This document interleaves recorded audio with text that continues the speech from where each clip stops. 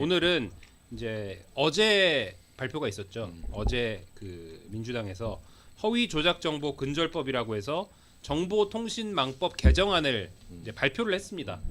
그리고 법안 조문 하나하나 이제 또 공개가 됐고 그 내용을 하나 다루고 두 번째로는 이제 과방위를 비롯해서 이제 언론노조 현안들을 다루고 있는 국정감사에 대해서 지난주도 말씀을 드렸지만 이번 주도 말씀을 더 이어가 보도록 하겠습니다.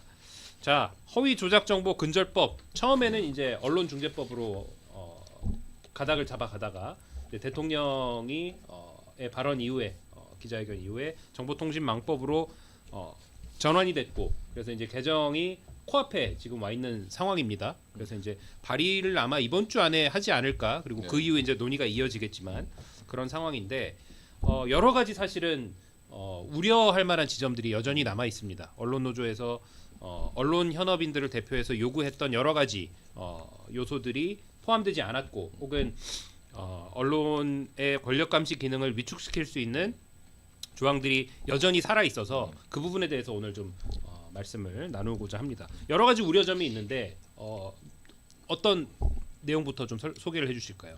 일단 이게 이름은 이제 언론중재법에서 허위 조작 정보 근절법이라고 바뀌었는데 이름만 바뀌었지 예전에 저희가 설명드렸던 언론중재법 개정에서 이렇게 문제가 될 수 있을 만한 건 징벌적 배상이라든가 언론의 취재 위축 이런 거에 대한 조항은 그냥 법만 바뀌었지 그대로 다 옮겨왔다고 보면 됩니다. 그렇습니다. 그렇기 때문에 문제점이 여전히 거의 그대로라고 봐도 되고 또 한 가지 거기서 중요한 거는 언론중재법은 이제 언론에만 적용되는 거지만 이제 정보통신망법은 유튜브, 포털 이런 사이트 이용자들에게 적용이 되는 거잖아요. 그래서 물론 이제 대통령령으로 이제 뭐 대상을 한정한다고는 하지만 일반 시민들까지 적용될 수 있다. 그래서 언론만의 규율하는 게 아니라 일반 이용자들도 안전지대가 아니다. 그렇기 때문에 오히려 문제가 더 커졌다. 이렇게 볼 수가 있을 것 같습니다. 그렇습니다. 전 대통령 100일 기자회견에서 이제 언론만을 타깃으로 삼지 말고 이제 실제 그러니까 대통령의 워딩으로 치면 뭔가 이렇게 언론을 개혁하려 들고 막 이렇게 비치는 것에 대한 우려, 그리고 언론만을 타깃으로 삼지 말고 전체 허위 조작 정보 그 타깃을 극히 한정해서 하지만 책임은 강하게 묻는 이런 거를 사실 구상을 했고 사실 그래서 100일 기자회견 이후에 언론 현업단체들은 좀 환영 입장을 내기도 했고요. 그랬죠. 그런데 결과적으로 보면 말씀하셨듯이 언론 플러스 유튜버까지 광범위하게 더 강하게 규율하는 이런 법이 지금 얘기가 되고 있어서 상당히 좀 심각하게 보고 있고 이게 뭐 민주당도 이제 뭐 시민사회든 언론계의 의견을 듣겠다라고 하고 있으니 상임위 논의 과정에서 상당 부분 수정돼야 된다라는 생각이 좀 들고 저는 이게 용어 정리부터 좀 문제라고 생각하는데 네. 이제 민주당에서는 이제 기본적으로 언론은 정상적인 언론이라면 걸릴 게 없다 이런 식으로 이제 이야기하면서 허위 조작 정보라는 이제 이야기를 한단 말이에요. 근데 허위 조작 정보가 허위 정보예요. 결론적으로는 네네. 허위 정보 중에 타인에게 해를 미칠 가능성이 분명한 해를 미친 게 분명해 보이는 정보.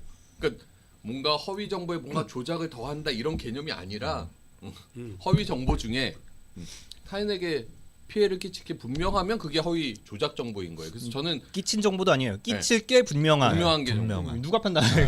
그래서 마치 사람들이 허위 조작 정보 그러면 되게 엄청나게 뭔가를 조작한 정보인 것처럼 이야기하지만 실상 그렇지 않다. 그다음에 뭔가 고의 그러니까 요건으로 징벌적 손배 이야기하면서 허위 정보여야 하고 허위 정보임을 알았어야 하고 타인을 해할 악의가 있어야 된다. 그러니까 악의적인 허위 조작 정보 이렇게 이야기하는데 그 악의라는 것도 다른 게 아니라 타인에게 손해가 갈 걸 알았으면 악의라는 거예요. 그러니까 우리가 일상생활에서 말하는 악의랑 이렇게 법에서 말하는 악의가 다르기 때문에 이제 그런 문제가 벌어지는. 그래서 마치 되게 엄격한 요건인 것처럼 이제 홍보는 하고 있지만 실상은 허위 정보 중에 타인에게 손해를 미칠 정보면 이 법의 규율 대상이 되는 거고 그 추상적인 것들 때문에 언론의 권력 감식이나 이런 게 위축될 우려가 상당히 크다라는 거죠. 네. 그래서 사실은 이 법이 담고 있는 내용이 너무 많아서 저희도 이 법안이 이제 사실은 내부적으로 이제 뭐 저희도 언론개혁 특위에서 함께 하지 않았습니까? 그때도 여러 가지 버전들이 나올 때마다 그걸 계속 저희가 스터디하고 분석하고 이건 어떻게 언론 자유 위축 효과를 갖고 올까 고민하고 그랬지만 그럼에도 불구하고 저희도 계속 헷갈리는 부분들도 있고 명확하지 않은 부분들도 있어서 몇 가지로 시청자 여러분들께 좀 소개를 해드리는 게 이 법안의 문제점 네. 에 대해서 소개를 해드리는 게 좋을 것 같습니다. 네. 첫 번째로는 권력 감시 기능 위축시키고 입틀막 소송을 남발할 우려가 여전히 살아있다. 그래서 언론 노조에서도 정치인과 권력 대기업 등을 포함한 권력자들을 이 청구 대상에서 징벌적 손배를 청구할 수 있는 그 주체 대상에서 제외하라.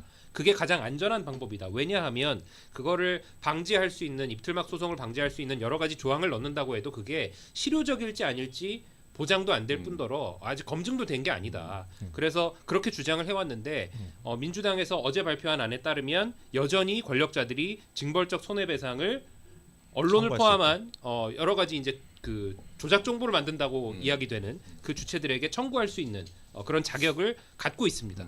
그래서 거기에 더해서 어떤 전략적 봉쇄 소송 방지 특칙해서 그 중간에 그 소송에 대해서 이것은 우리의 입을 막기 위해서 권력자들이 제기한 소송이다라는 걸 법원에 제기를 하면 그 판결을 먼저 하도록 하는 그런 조치들을 넣어놨는데 그것은 한국에서 사실은 시도된 바가 거의 없고 그 실효성도 저희가 보장할 수 없는 것이라서 여전히 저희는 권력자는 배제해라 이렇게 주장을 하고 있는 거죠. 실제로 일관된 요구죠. 네, 그리고 실제로 그때 저희가 이제 변호사님들과 스터디를 했을 때 우리나라 현행 법에 중간 판결 제도가 있어요. 근데 사실상 한 번도 제대로 이루어진 적이 없다라고 말씀하셨고, 몰라요, 네, 그리고 잘 몰라요. 적용되는 중간 판결 제도가 있다는 걸 잘 모르시고. 수십 년간 판례가 한 4건 네. 있다고. 예. 근데 이제 자꾸 그 국회에서는 관련 법이 있으니 이런 걸 활용하면 된다라고 말을 하고 있는 거고, 그리고 권력자 부분도 마찬가지인 게 저희가 이제 처음부터 언론 노조는 권력자를 제외해야 된다 이 법에 했는데 그거는 쏙 빼고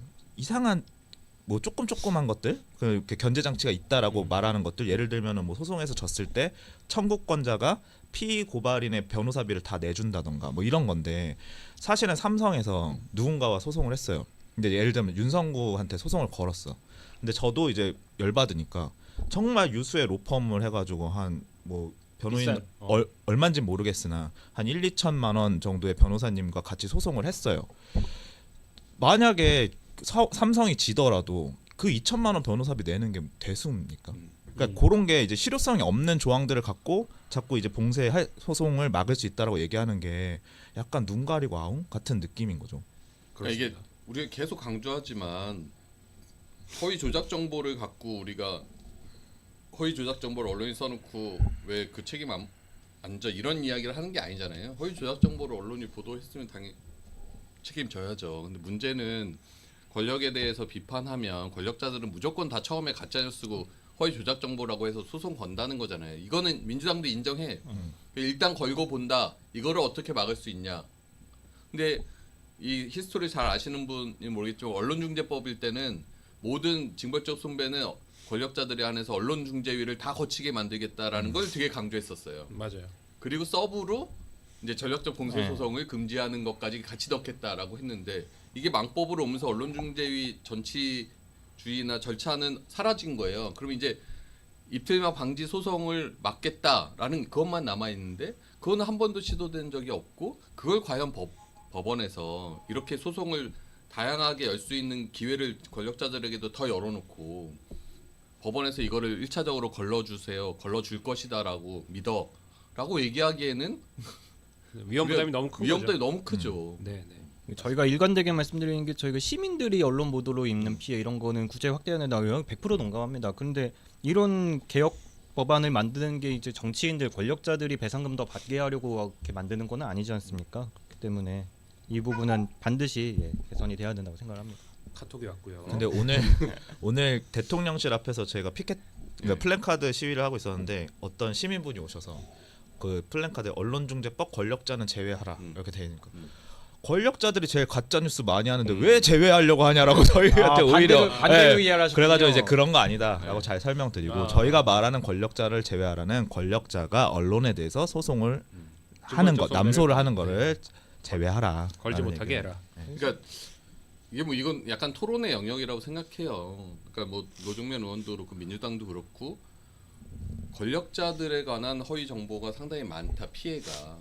이거 이제 구제하고 싶은 거예요. 근데 저는 사실 좀 안타까운 건 애초에 민주당이 처음에 언론중재법 개정하겠다고 나올 때는 이건 자기들을 위한 법이 아니라 시민들의 피해를 구제하기 위한 법이다. 그리고 만두파동 이런 거 사례로 들고 했잖아요. 그건 그렇죠. 권력자들이 아니라 일반 시민들이 억울한 언론의 보도를 통해서 피해 입는 거를 제대로 구제하자라고 이야기를 해놓고 논의 과정에서 점점 이 대상이 넓어지면서 아니 권력자들도 허위 정보로 피해 봤는데 왜 징벌적 손해배상 청구 못해 이렇게 가는 거예요. 그러면 징벌적 손해배상의 권한이 권력자들에게 있을 경우에 권력자들은 권한이 있어서 좋겠죠. 그럼 그걸로 인해서 반대로 침해될 언론 자유, 권력 감시 기능 이게 저희는 되게 심각한 문제라는 거죠. 그리고 사실 저희가 되게 엄청난 제한을 요구하는 게 아니라 그냥 징벌적 배상만 못하게 하자는 거 아닙니까? 그냥 일반 소송 내면 돼요. 권력자들은 지금도 막 일반적인 소송으로 그냥 2억, 5억 뭐 이런 소송 내거든요. 그러니까 권력자들은 그렇게 내시면 되고 이 징벌적 배상은 정말 좀 소송 내기도 힘들고 입증하기도 어려운 그런 시민들 그런 사람들이 쓸 수 있는 제도로 만들어야지 지금도 힘을 가진 권력자들이 이렇게 5배씩 이렇게 징벌적 배상을 받게 하는 그런 제도는 필요가 없다고 생각을 합니다. 좋습니다. 그래서 저희의 가장 큰 주장, 가장 큰 요구, 권력자 제외해라. 네. 징벌적 손배제 못하게 해라. 두 번째는 허위 조작 정보 유포에 악의가 있음을 추정하기 위한 요건들을 막 넣어놨어요. 근데 저희의 요구는 그런 요건들을 넣어놓으면 오히려 이를테면 취재원 비니권, 취재원을 보호해야 될 언론인의 어떤 권리, 의무 이런 것들이 저해되고 또 여러 가지 언론 취재와 관련해서 여러 가지 이제 제한들이 생기니 그 부분에 대해서는 사건마다 법원에서 이게 정말로 허위 조작 정보 유포에 악의가 있었는지 판단하도록 지금 현행에서도 언론 그 보도 관련된 소송은 그렇게 진행되지 않습니까? 그렇게 놔둬라라고 주장을 했는데 거기서도 부득부득 한 8개 조항을 넣어놔서 지금 그 조항 하나하나가 지금 문제가 되고 있습니다. 이 추정이 중요한 거는 이제 징벌적 배상 5배로 배상을 해야 되는 요건이 이제 다른 사람에게 해를 끼칠 의도가 입증이 돼야지 5배 배상을 하게 되는 건데 그거를 이 법에 규정된 8개 요건에 해당되면은 다른 게 아니더라도 해를 끼칠 의도가 있는 걸로 본다라는 거죠. 그러니까 이 8개 요건에 해당되면 5배 배상을 한다. 이런 사실상 그런 얘기가 됩니다. 그러니까 그렇게 될 경우에 이제 예를 들어 취재 과정에 대해서 이제 법원이 제출하라고 명령을 했는데 그 언론이 사실 취재원을 보호해야 되는 입장에서 그 정말 내밀한 부분을 제보한 그 제보자를 공개할 수 없단 말이에요. 그렇죠. 근데 이렇게 규정에 그런 제보자를 공개하지 않으면 악의로 추정돼라고 하면 기본적으로 제보자도 내가 무엇인가 제보했을 때 법원에서 제출 명령 내리면 언론사가 악의로 추정 안 되려고 제출할 수 있겠구나라고 생각이 드는 거고. 자기가 공개가 된다라는 그런 위험을 받게 되는 거죠. 근데 뭐 여기 또 악의 추정 요건 중에 사실을 충분히 뭔가 확인하지 않았다. 충분히 확인하지 않았다는 게 얼마나 추상적이에요. 그렇죠. 얼마나 확인을 해야 충분인 건지. 그리고 이제 기사 말미에 보면은 반론을 물어봤지만 답하지 않았다 이런 기사들이 왕왕 보이거든요. 네네. 그럼 그런 기사들은 사실 확인을 사실상 답변을 안 한 거잖아요. 요청을 했는데 그럼 이거는 어떻게 볼 것이냐. 그러니까 거기서도 뭐 피해자의 네. 피해자가 응하지 않았을 경우 는 반론을 제외한다. 요청했는데 뭐. 그걸 제외한다라고 돼 있는데 얼만큼 반론의 요청 여부도 반론을 담고 안 담고가 반론을 안 담으면 반론을 취재 안 하면 악이야. 이건 논리적으로 성립이 안 돼요. 그렇죠. 그렇잖아요. 반론이 아니냐 여부는 언론이 취재하면서 판단해서 하는 거고 그걸 안 했을 경우에는 도덕적으로 비난받는 거고 그런 것들을 종합적으로 재판 과정에서 다퉈야 될 부분이지 반론 취재 안 하면 이 사람은 해야 할 의도가 있었어 라고 성립하는 사안들이 아닌 것들이 쭈루룩 모여져 있다는 거예요. 반대로 의도가 있어도 반론을 담는 경우도 있죠. 그렇죠. 형식적으로. 네. 그냥 반론하고 생색내기 네. 역으로 그냥 붙이는 부분들도 있는데 이게 다 복잡다단한 내용의 것들을 딱 그냥 몇 개 요건으로 해갖고 규정함으로 인해서 불필요한 논란들이 생기고 그걸로 인해서 언론들은 내가 취재할 때 저런 이런 요건들에 해당되면 그냥 안 하고 말지 이렇게 기피할 가능성. 제보자들도 저거 보면서 이게 내가 공개될 수 있겠구나. 그럼 뭐 굳이 내가 여기 끼어들어 이렇게 돼버려서 이게 언론 자유를 위축시키는 방향으로 가면 안 되는 거잖아요. 그렇습니다. 그래서 이 여러 가지 요건들로 이제 법안에 넣어놓은 이 그 악의를 추정하는 이 요건들이 사실은 언론 윤리와 관련해서 기자들이 혹은 그 취재진들이 이러저러한 방식으로 지켜야 하는 어떤 도덕적인 차원에 있는 것들이 굉장히 많고 그것들은 사실은 그 취재 보도 사안에 따라서 굉장히 또 유동적으로 변하는 문제들이거든요. 근데 그거를 법안에 무슨 교과서를 법안에 넣는 것처럼 이 요건을 넣어놓는 것 자체가 오히려 언론 자유를 굉장히 위축시킬 수 있고 취재원들의 어떤 취재 의사를 또 저해시킬 수 있는 그런 요소들로 작용할 수 있다. 세 번째, 최초 발화자의 배상 책임과 배상 책임을 묻게 하는 그 조항이 있어서 이게 어떤 제보의 위축 효과를 갖고 오지 않겠느냐라는 저희가 또 우려를 하고 있습니다.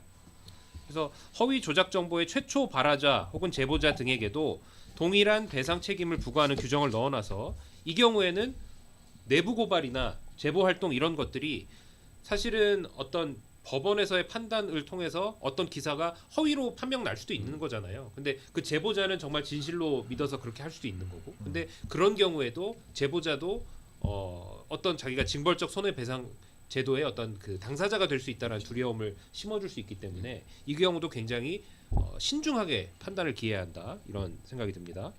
네 번째, 과징금 부과. 이것도 또 사실은 기사 제목으로 많이 뽑혔어요. 무시무시한 조항이에요. 네네네. 이게 진짜 사실 언론사들한테는 가장 무서운 조항. 그렇습니다. 네. 무슨 조항이냐 하면 신설 방송미디어통신위원회가 이제 하면은 최대 10억 원의 과징금 부과 조치를 할 수 있게 만들어놨습니다. 이거는 이제 허위 조작 보도로 판명난 보도들이 이제 쌓이게 되면 그 언론사 혹은 그 유튜버 이런 자들에게 10억 원 이내로 과징금을 부과할 수 있게.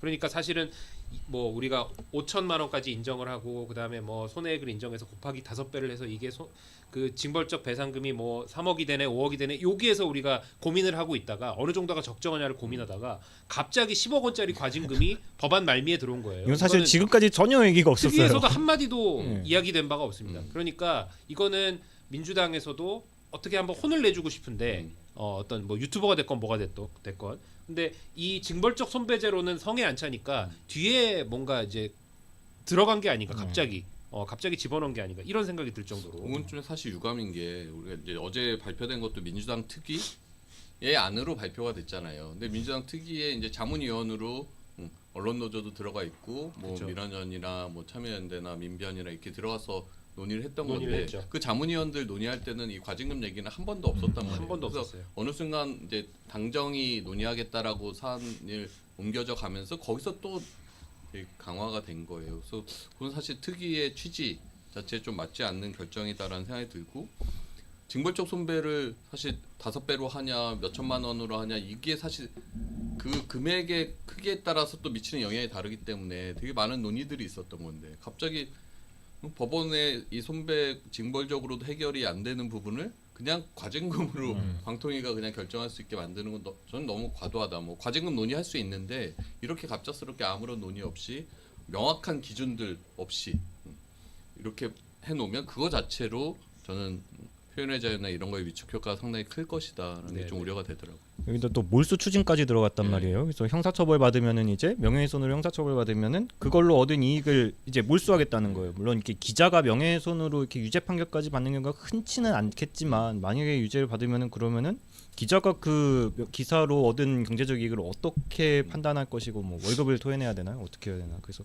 이것도 좀 걱정스러운 조항이라고 생각합니다. 그리고 이 작년까지만 해도 과징금 액수중에 제일 큰 게 이제 모 방송국에서 선거 방송 공정성 위반으로 받은 7천만 원이 사실 제일 큰 금액이었거든요. 네. 그럼 지금 10억까지 매길 수 있다라는 거는 사실상 거의 10배 법으로 통해서 10배 이상 부과할 수 있다라는 거거든요. 그러니까 저는 이 논의할 때 자꾸 이제 지금의 상황만 생각하고 법을 만들어서는 안 된다. 이 법안이 그대로 윤석열 정권에서 있었다라고 하면 얼마나 언론 탄압의 도구로 사용할 것인가를 면밀하게 살펴야 된다라고 생각이 들어요. 그래서 자꾸 지금 약간 뭐 민주화된 상황에서 국민 주권 정부에서 그걸로 뭘 저걸 하겠어? 그것도 알 수 없지만 이거는 다른 정권이 들어섰을 때도 똑같이 언론을 탄압하는 도구로 쓰일 수 있다는 가정하에 좀 면밀하게 들여다봤으면 좋겠네.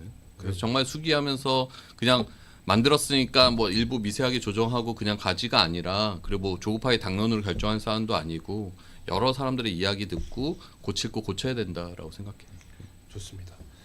예, 그래서 이 정보통신망법에 대한 이 국면은 또 이어질 것이기 때문에 네네. 여기에 대해서 저희가 또 뭐 기자회견이라든지 네. 성명서 발표라든지 이런 것들로 대응을 해 나가겠고 거기에 대해서도 또 라이브에서 계속 알려드리도록 하겠습니다. 자, 다음 또 맷도글의 두 번째 주제 국정감사죠. 네. 저희가 영상을 준비했는데 TBS YTN이 어제 이제 과방위 국정감사가 있었어요. 그 두 곳을 중심으로 두 사업장을 중심으로 영상 한번 보고 가겠습니다. 언론의 자유는 민주주의 국가에서 확실히 보장돼야 하는 것이 맞겠죠? 예, 맞습니다. 네. 언론 보도나 진행자, 출연자의 발언이 마음에 들지 않는다고 해서 징벌하거나 각종 방식으로 재가를 물리면 안 되는 것이겠죠? 이것도 동의하십니까? 예, 과거의 경험으로 비춰볼 때 전적으로 동의합니다. 지금 다 잊으신 모양인데 당시에 지원 폐지 조례까지 안 갈 수도 있었다고 전 판단합니다. 그런데 그 편향된 진행자가 나가면서 나 다시 돌아올 거야. 이게 불을 질렀던 거 아닙니까? 왜 현실을 무시하고 언급을 안 하세요? 그렇게 해서 시의회에서 지금 분위기가 확 바뀌어가지고 지금 폐지된 거 아닙니까? 와, 어떻게 이런 말을 할 수 있을까요? 서울시의 대응이 아니고 서울시의회의 대응을 얘기하는 부분일 건데요. 알겠습니다. 이 자, 내용은 시정질문 과정에 나왔던 내용이 네, 그렇죠. 자, 그래서 저는 오세훈 서울시장이 굉장히 비겁하게 책임을 돌렸다고 생각합니다. TBS 사태에 대한 서울시의회 시정질문 답변에서 편향된 진행자가 나가면 나 다시 돌아올 거야라고 하는 것이 부르짖혔다 이렇게 발언했잖아요. 어떻게 생각하세요? 솔직히 그렇게 솔직하게 말씀하실 줄 몰랐습니다. 왜냐하면 그런 혐의들은 계속 가지고 있었거든요. 김어준 씨가 3년 뒤에 돌아오겠다고 했을 때부터 서울시 의회는 시정실에서 끊임없이 저희한테 안 돌아오게 하려면 어떻게 할 거냐라는 질문을 계속했고요. 저희 정택 대표 오세훈 서울시장이 임명한 정택 대표는 그거에 대한 답변을 하기 위해서 이상한 제도들을 많이 만들었습니다. 일단 시사 기능을 폐지했고요. 그다음에 출연자 심사 제도라는 것을 도입해서 신장식과 김어준 씨를 저희 영구 정지를 시켰습니다. 네, 그러니까 김어준 씨가 다시 돌아오는 것을 막기 위해서 돌아오는 네. 것이 두려워서 그랬을까요? 그 논란이 있다는 이유로 그 회사의 문을 닫아가지고 수백 명의 직원이 길거리로 나앉게 하는 것이 옳은 일입니까? 원인이 다양한 원인을 말씀드렸는데요. 왜 이런 일들이 촉발됐는지를 다시금 말씀드리지 않을 수가 없습니다. 그러니까 이유가 있으면 한 100여 명의 직원들은 그냥 잘라버리고 문을 닫게 하는 것이 옳은 일입니까? 그럼 생활을 어떻게 합니까? 사실 거의 저희는 빚쟁이라고 보시면 됩니다. 네, 직원들은 모두 한 가정의 가장이고 아내이고 남편이고 엄마 아빠 아닙니까? 그럼 생활비를 어떻게 충당합니까?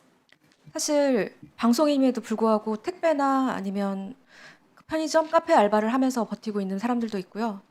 그리고 지금 아예 고향집으로 들어간 사람도 있습니다. 네, 지금 상황에서는 정성화 방안이 나오지가 않고 있는데 그럼에도 불구하고 TBS 라디오 제작본부 이번 주부터 라디오, TV, 유튜브 동시 송출로 수요일, 금요일에 방송을 준비하고 있더라고요. 네, 맞습니다. 네, 어떻게 저희가- 지금 자구 노력을 하고 있습니까? 저희가 제작비가 전혀 없습니다. 그래서 노 개런티로 TBS가 정상화될 때까지 자발적으로 무료로 진행하겠다고 해서 그리고 퇴직자들이 돈을 받지 않고 최선의 금액으로 지금 제작을 하려고 하고 있습니다. 네, 내부 직원들도 물론 당연히 힘겹게 하루하루를 1년 이상 버티고 있고 그럼에도 불구하고 정상화를 위해서 네. 돈을 안 받고 지금 무임금으로 일을 하고 있다는 말씀이시군요. 방통위에 올린 자료를 보면 76%가 출연금이라고 돼 있어요. 예, 그걸 중단했을 때 TBS가 갖게 될 타격, 예. 어떻게 운영될지는 뻔히 다 예측이 되는 상황이잖아요. 경영상의 어려움이 있을 수 있을 겁니다. 경영상의 어려움이 아니고 70%가 갑자기 없어지는데 그게 온전하게 존치하리라고 생각하셨다는 거예요? 전혀 생각할 수도 없는 상황이고 거기에 따라서 내부에서 검토를 했을 거예요. 왜 이렇게 폐지에 동의를 하게 됐는지 어쩔 수 없는지. 왜냐하면 아무리 내 마음에 안 들어도 그 기관이 우리가 생각해 볼 수 있는 건 몇 가지가 있죠. 고쳐서 쓰거나 없애거나 팔거나 뭐 이런 여러 가지 생각해 볼 수 있지 않겠어요? 저는 TBS가 고쳐 쓰는 기관이라고 생각하지는 않습니다. 다만 고쳐 쓰지 않고 그럼 버려야 될 기관이에요? 고쳐 쓰거나 버린다는 표현 자체에 동의하기 어렵다는 얘기를 드리는 거고요. 의회는 지방 의회로서 스스로의 자치적인 결정할 권한이 있습니다. 의회의 결정권을 오로지 시장이 함께했다고 주장하는 내용에 대해서 동의하지 못한다는 얘기 드리는 겁니다. 굉장히 편리한 생각을 하고 계시네요. 굉장히 편리하게 판단을 하시는데 의회가 예. 의회에서 결정한 사항을 의회 집행부에서 거부권을 행사하거나 동의를 해줬으면 그건 같이 한 거죠. 그러니까 어제 이제 김병민 서울 부시장 정무부시장이 정무부지사. 나와가지고 정무부지사. TBS 관련 이제 질의들을 받았는데 어쨌든 이 책임에서 회피 서울시는 책임 없다. 서울시 의회가 결정한 일이다. 그리고 비겁합니다. 네, 비겁하게 이렇게 사실은 거기에 대해서 뭐 반대 의견을 낸다든지 아니면 이거는 뭐 재고해 달라고 한다든지 이런 적이 한 번도 없지 않습니까? 그 예산에 아까 뭐 75%, 76%가 갑자기 사라지는데 경영상의 어려움이 있을 겁니다라고 얘기하는 게 얼마나 뻔뻔하고 무책임해요. 문 그리고 닫고 지금- 월급 안 주겠다는 네. 얘기죠. 그래서 지금 TBS 구성원들 이제 170명? 거의 이제 절반에서 더 떨어져서 이제 다른 일을 찾게 되고 지금 남아 있는 170명은 작년 9월부터 해서 지금 13달째 월급 못 받고 버티고 있는 거예요. 저 그러면- 서울시 진짜 궤변인 게 뭐냐면 그 자당시 의회에서 발의한 내용이잖아요. 국민의힘에서 조례로. 예. 그렇죠. 그러면은 자당 시장이라고 하면은 자기가 만약에 그렇게 하면 안 된다고 하면 자당을 설득하는 노력 정도는 했어야죠. 충분히 설득할 수 있는 거죠. 그렇죠. 충분히 설득할 수 있는 거죠. 심지어 지금 차기 대선 후보로 언급되는 자당이시지 않습니까? 그렇죠. 그러면은 시 의원들이 오세훈 시장 말을 안 들을까요? 듣죠. 당연히 차기 대선 주자인데. 근데 저 너무 비겁한 거예요. 자기도 TBS가 없어지는 게 맞다라고 자기 대권 가도에 맞다라고 생각하니까 없앤 거예요. 근데 그렇죠. 그걸 저렇게 가가지고 이제는 시위의 책임으로 넘기는 게 너무 뻔뻔한 거죠. 그러니까 단순한 논리로 민주당에서 지금 뭔가를 입법을 한다. 그거는 이재명 대통령도 책임이 있는 겁니다. 네. 왜냐하면 그 당정 협의라는 걸 하지 않습니까? 서울시도 마찬가지다. 당연하죠. 네, 그런 거기 때문에 굉장히 비겁한 네. TBS에 대한 책임을 회피하는 서울시의 모습을 볼 수가 있었다. 사실은 이제 오세훈 시장의 스탠스인 거죠. 네. 저 비겁한 스탠스가 좋습니다. 다음 YTN 어제 국정감사 현장 보겠습니다. 왜 언론과 관계없는 유진, 정권사와 콘크리트 믹스를 하는 제 회사에서 왜 가져갈 거라는 이런 문제거든. 우리 김진구 사장님, 지금 유진이 규모가 얼마예요? 외형이 매출이 그룹 전체가 한 3조 5천억 정도 됩니다. 그러면 YTN은 적자 났어요, 흑자 났어요 작년에? 작년에 적자 났습니다. 얼마? 제가 알기로는 꽤 많이 났습니다. 이문도 안 남는데 팔면 안 돼요? 그건 제가 아마 말씀드릴 수 자, 있는 그래요. 상황이 아닙니다. 들어가시고. 내란의 핵심 피의자 김용현 측의 변호인단이 개최한 기자회견 보도도 YTN이 13건을 보도를 합니다. 방송사들 간에 압도적으로 많아요. TV조선이 단 3건인데 이게 말이 됩니까? 대놓고 거짓말과 궤변만 늘어놓고 있는데 그걸 그대로 송출을 해줍니다. 방송 정파를 내란 세력들에게 또 먹여준 꼴이에요. 유튜브에서는 이거 생중계까지 했습니다. 예, 당시 그 유경선 회장이 YTN 간부들 30명 정도를 업무 시간 5시 정도로 알고 있는데요. 그때 본사 지하식당에 모두 불러서 송년회를 하면서 여자 앵커는 없냐라고 말하였고 곧 여자 앵커를 불러 술자리에 참석시켰습니다. 맞죠? 네, 맞습니다. 예, 그리고 해당 앵커에게 차기 보도국장 시켜야겠네라는 발언을 했다는 증언이 지금 다수 나왔죠. 네, 맞습니다. 이에 대해서 어떻게 생각하시는지 답변 부탁드립니다. 먼저 당시 상황을 보면 윤석열의 비상계엄 선포, 불법적인 비상계엄 선포로 나라 전체가 혼돈의 시기였고 엄중한 시기였습니다. 그런 시기에 최대 주주 오너라는 사람이 방송을 책임지는 YTN의 수뇌부들을 모두 불러서 송년회를 개최하는 것 자체가 사실상 말이 안 되는 상황이라고 생각을 하고요. 더군다나 그 자리에서 여성이 없다는 이유로 여성 앵커를 불러서 술자리에 불러라라고 지시를 하고 간부들이 그 지시에 따라서 그 여성 앵커를 술자리에 참석시키는 것 자체가 제 생각으로는 쌍팔년도 군사독재 시절이나 상상할 수 있는 말도 안 되는 행위라고 생각을 합니다.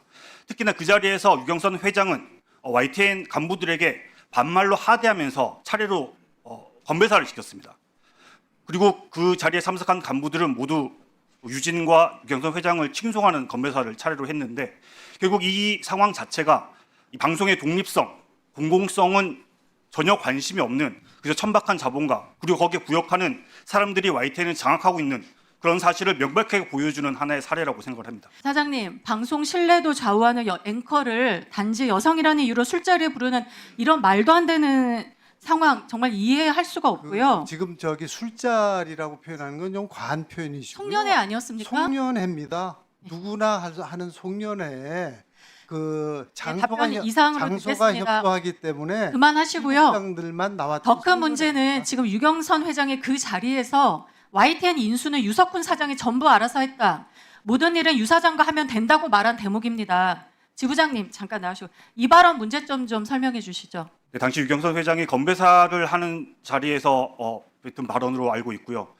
유석훈은 유경선 회장의 장남이지만 지금 유진기업 경영부분 혁신사장으로 알고 있습니다. YTN과는 아무런 관련이 없고 YTN에 대한 어떠한 권한이나 책임도 지지 않는 사람입니다. 하지만 유경선 회장이 YTN 간부들에게 모든 업무를 유석훈과 협의해서 진행을 하라고 하는 것은 결국 아무런 권한도 없는 사람이 결국 오너의 가족이라는 이유만으로 YTN 경영에 개입하겠다라는 걸 공식적으로 선언한 것이라고 생각을 합니다. 실제로 유경선 회장 그리고 유석훈 사장은 YTN 신년 업무 보고를 함께 받기도 했었고요. 그리고 YTN 서울타워를 CJ에 위탁 경영하고 있는 상황에서 직영으로 돌리는 회의에도 참석해서 의사결정 과정에 관여를 한 걸로 알고 있습니다. 네, 최유석 증인에게 먼저 질문하겠습니다. 앞으로 좀 나와주십시오. YTN 내부 인사 이상순, 김현우, 정철민과 같은 시기에 같은 사안으로 민원을 제기한 바가 있습니까? 방심위에 민원 신청하는 날이 같고요. 지금 위증하시면 안 되는 거예요. 이거 다 드러납니다. 그리고 민원 신청한 사안이 똑같고 그래서 그 같은 사안을 방심위가 심의를 했다면 그리고 또 네 분이 다 아시는 친한 분들이에요. 그럼 좀 의심스럽지 않아요? 객관적으로 볼 때, 객관화했을 때. 근데 전혀 상의한 바가 없다. 이런 객관적인 입증 자료로 위증 여부를 판단할 수 있습니다. 신중하게 답변하세요. 상의했습니까? 안 했습니까? 그 당시에. 2023년 9월 1일입니다. 이건 답변하셔야 돼요. 한번 확인을 해봐야 될 것 같아요. 그게 기억이 안 나요? 지금 언급되어 있는 이 네 분이 한날 1시에 같은 사안으로 민원을 제기했어요. 어떻게 이걸 모를 수가 있습니까? 그 얘기를 누가 믿을 수 있습니까? 어떻게 똑같은 내용을 한날 1시에 유일임이 YTN 출신이고 유일임 다 알잖아요. 그곳에 민원 신청을 합니까? 지금 여러분들 이 네 분 김백 사장 취임 직후에 실국장급 심지어 어떤 분은 본부장까지 이런 영전 인사 혜택도 받았어요. 무관하다고 보십니까? YTN을 인수한 불법 인수로 저희가 추정하고 있는 유진의 어떤 그 천박한 자본의 어떤 모습 이런 것들이 또 면면이 드러났고 그리고 어떤 YTN 인수 과정에서의 어떤 불법성 이런 것들도 이제 조금씩 조각 모험을 해 나가고 있는 그런 이제 국정감사였습니다. 국정감사 어젯밤 한 11시 한 30분 40분까지 계속됐는데 네네. 또 이제 어제 또 국감 늦게 시작했잖아요. 네네.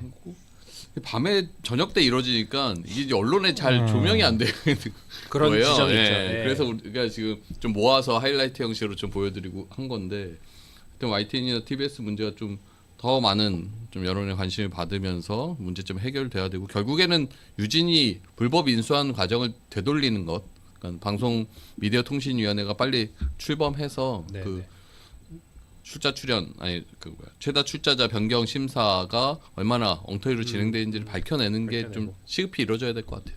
최근에 보도로도 나왔지만 어쨌든 김건희 여사 보도로 인해서 정권 차원에서 YTN 분해 작업을 하려고 했다라는 의혹이 복수해야겠네라고 하는 워딩 네. 이후에 지난주에 봤죠.